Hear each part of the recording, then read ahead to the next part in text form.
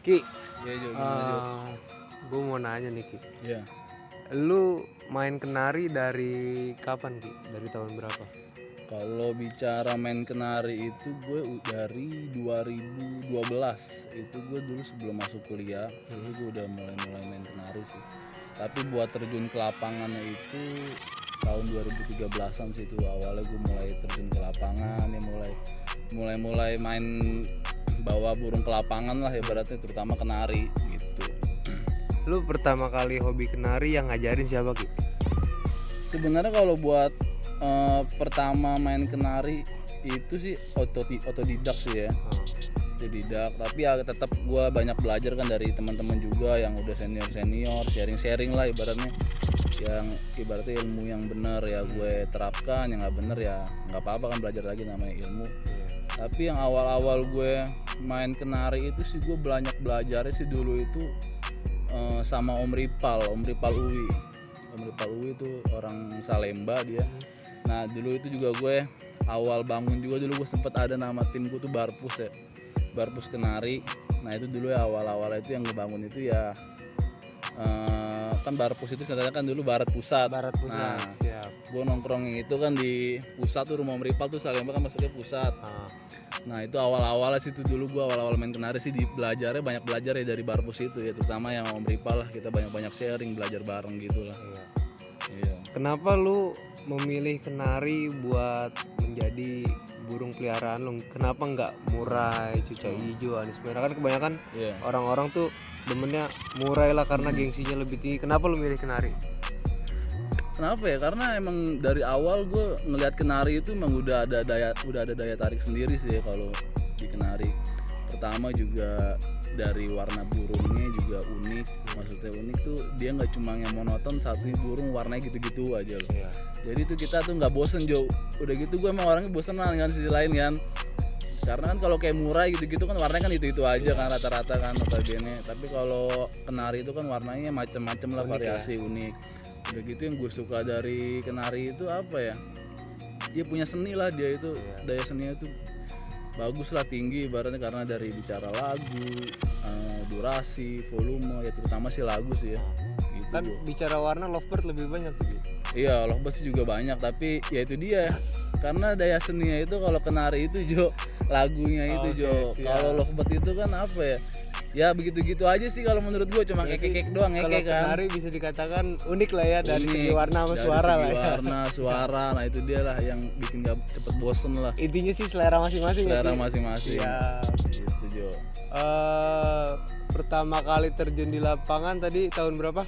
2013. 2013. Pertama kali gantang burung itu di mana?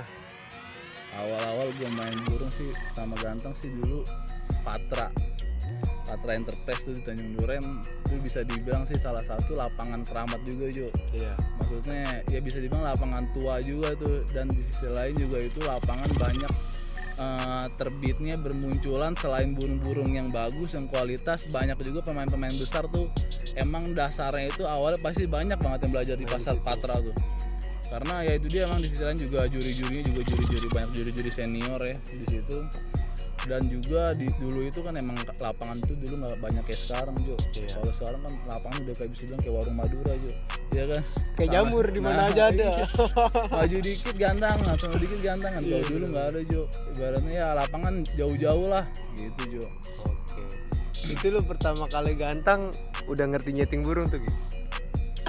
Belum Jo. Belum Malah ngerti. gue kalau gue inget dulu cerita awal-awal gue lomba kenari itu ya. Karena emang gue pengen banget, gue pengen nyobain gantang gitu kan, rasanya gimana sih gantang. Dia kayak orang-orang gitu ya? Iya. Itu gue bawa burung mabung Jo, gantang aja. Serius lu? Ini burung lagi mabung, gue gantungin aja kok nggak bunyi ya. Tapi ya itu dia, karena gue cuma pengen ngilangin penasaran doang kan, kepo kan.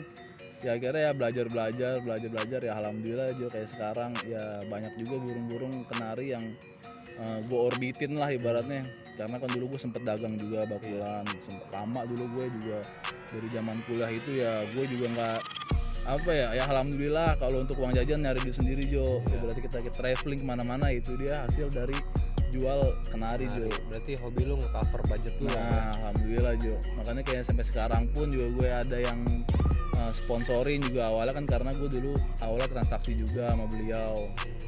Ya banyak juga lah pemain-pemain besar sekarang yang dulu gue masukin kenarinya dari gue, tapi karena sekarang gue udah sibuk kerja, ya udah akhirnya udah fokus main ke lapangan aja lah. Untuk dagang, untuk bakulan udah kayak dulu ya.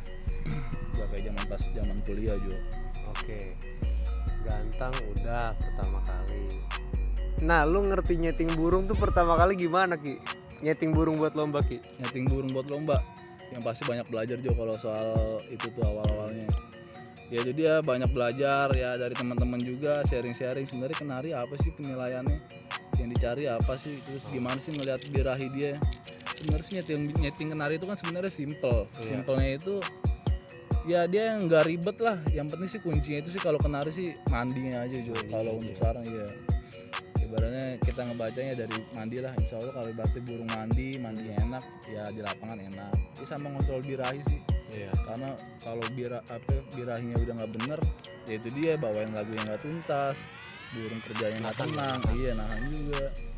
Apalagi sekarang untuk pakem penilaian juga beda jauh sama dulu Jo. Kalau dulu itu kenari ngetik masih boleh, kalau sekarang boro-boro langsung ibaratnya burung kita kerja dari awal sampai akhir bagus, pas banding meletik nyelekit Jo sekarang langsung didis.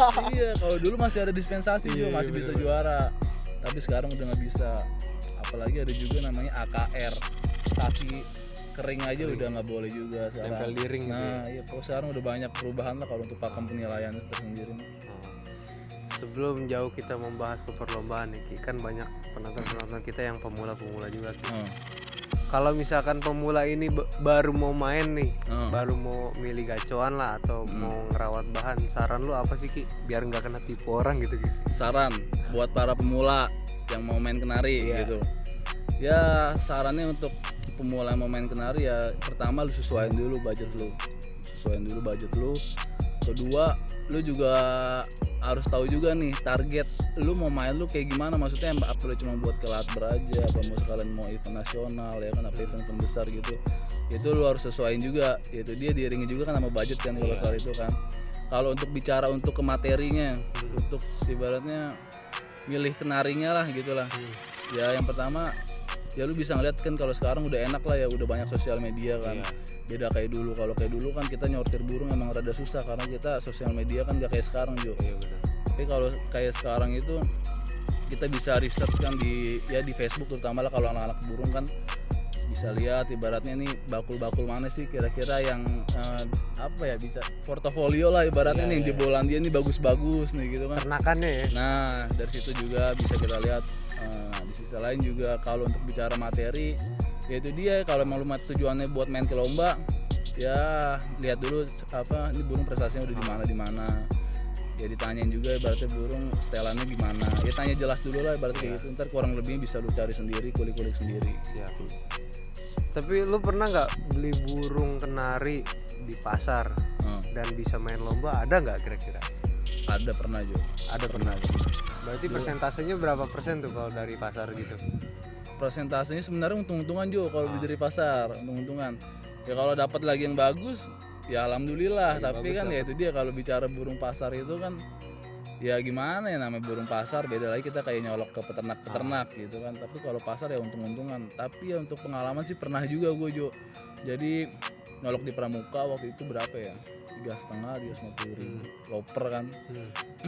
Nah dulu tuh di RCC tuh ada Cempaka Putih tuh lapangan, ada kelas bursanya Jo. Jadi iya kelas bursa dulu, zaman dulu bursa tuh. Itu kelas ini ya lelang kelas gitu lelang. ya. Jadi berarti burung kita main di situ. Nanti setelah penilaian selesai ada dari MC buat ngajuin untuk soal harga. Nah itu kalau burung lu ada yang mau itu wajib dijual gitu. Nggak bisa lu main di kelas itu burung lu juara ibaratnya burung lu kerja bagus, ada yang nawar nggak jadi dijual, tuh nggak bisa, itu wajib dijual. Nah itu pernah tuh gua dari Pramuka nyolok, ya itu dia laku tuh di situ tuh. Laku di situ.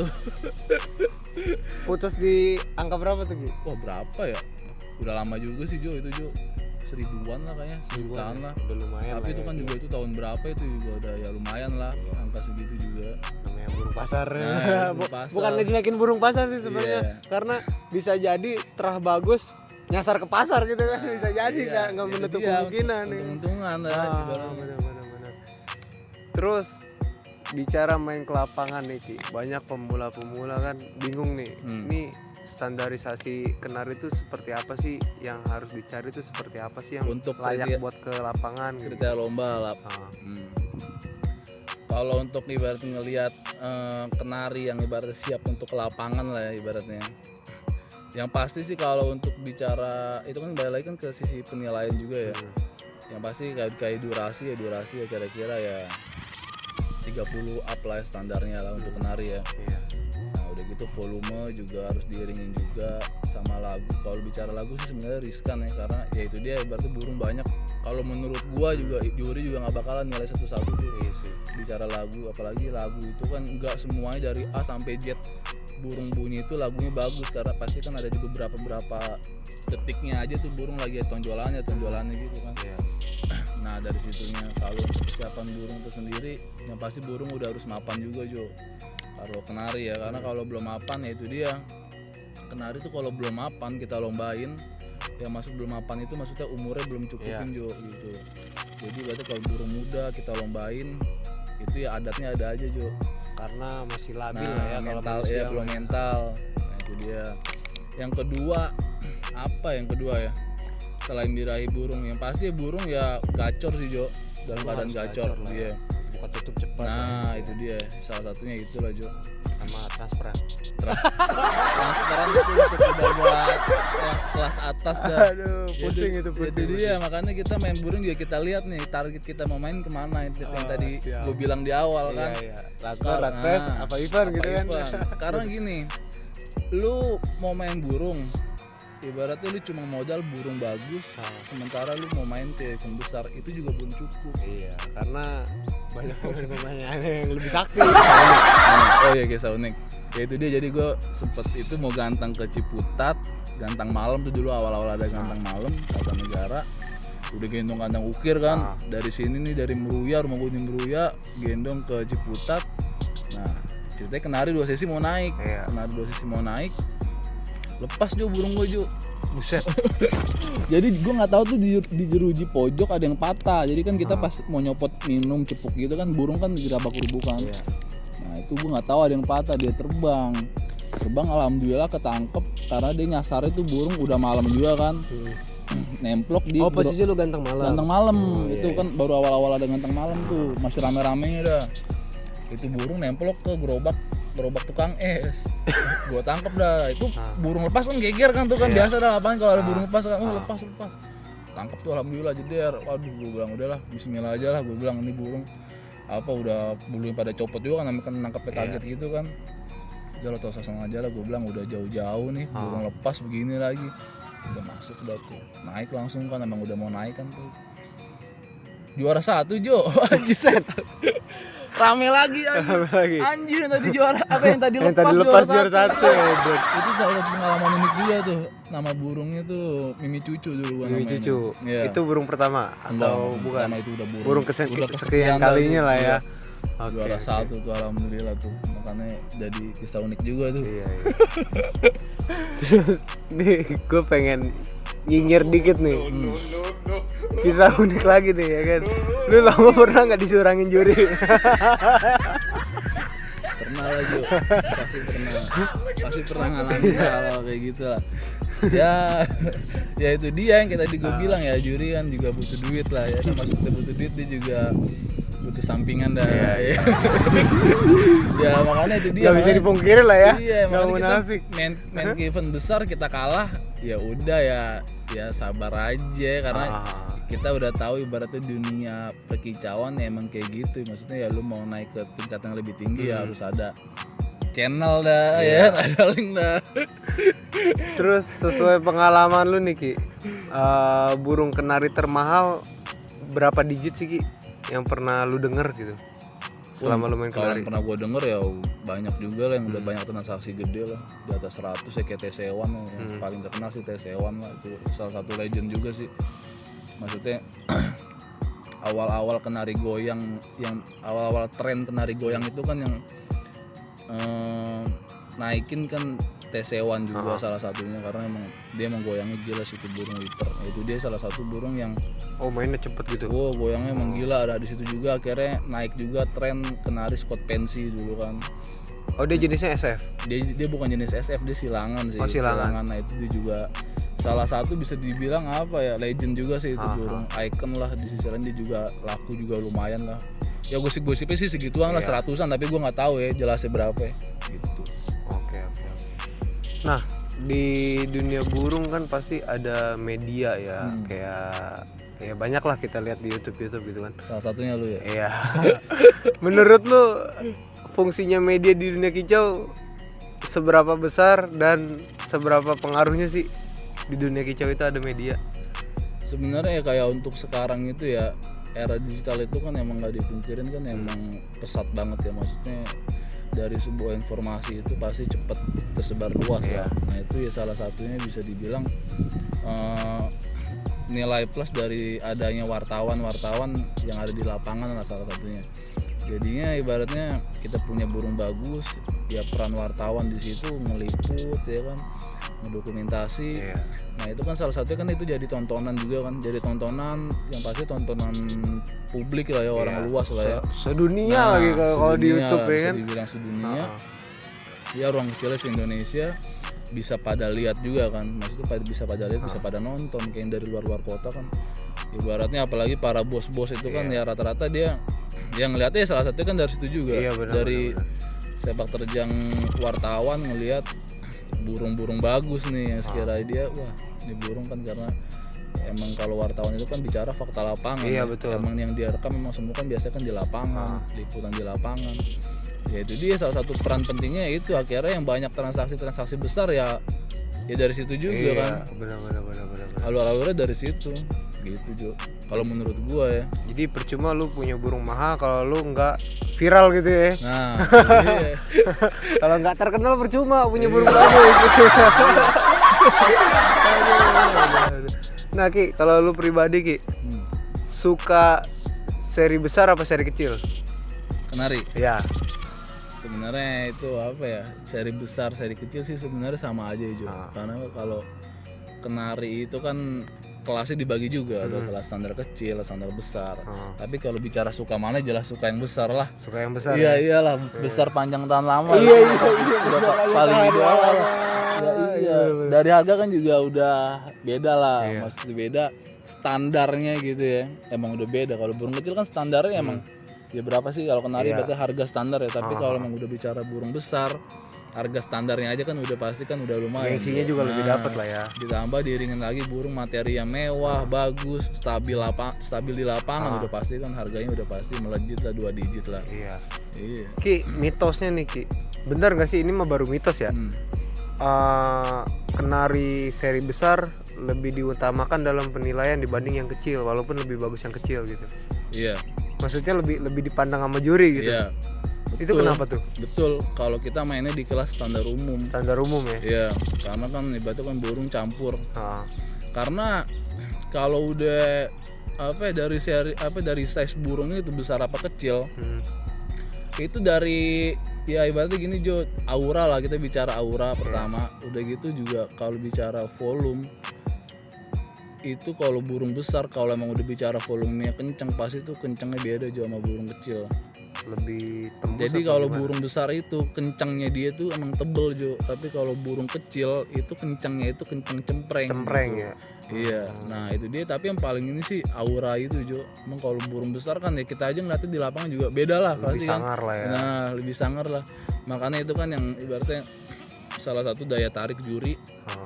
Ya itu dia, burung banyak, ini burung gede mewah, ya udah pasti dia yang diutamakan itu. Nah, ada daya tarik dia tersendiri kan buat wah ini burung gitu. Oke, berarti udah terjawab tuh ya. Jadi lebih diutamakan yang besar lah. Itu bukan mitos berarti ya, memang bukan fakta mitos. Di lapangan seperti itu ya. Salah satu juga ya, pakem lapangan juga sih, kembali lagi di situ ya. Iya sih. Jadi terus bicara warna nih Ki, gue kan pernah nih Ki, pernah bawa burung kenari ke lapangan. Gue bawa hijau botol. Kok gue berasa dimusuhin Ki? Kenapa tuh Ki? Gue gantung nih hijau botol ya kan. Yang lain pada ngejauh, pada takut apa gimana, nggak ngerti gue apa gue dimusuhin.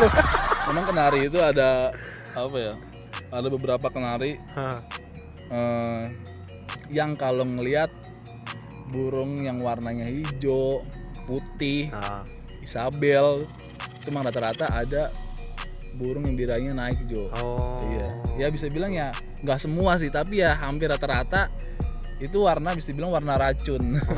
Nah, Perusak di lapangan. rusak di lapangan. Perusak di lapangan. Tapi ya banyak juga yang cuek, maksudnya yang cuek kayak nggak masalah mau ketemu warna. Memang udah apa. terbiasa berarti ya. Nah, itu dia. Jadi pembiasaan di rawatan harian juga mungkin perlu ya, apa karakter lagi tuh? Perlu sih, perlu dari ya kalau itu sih sebenarnya bisa kita ubah ya dari rawatan kesehariannya gimana.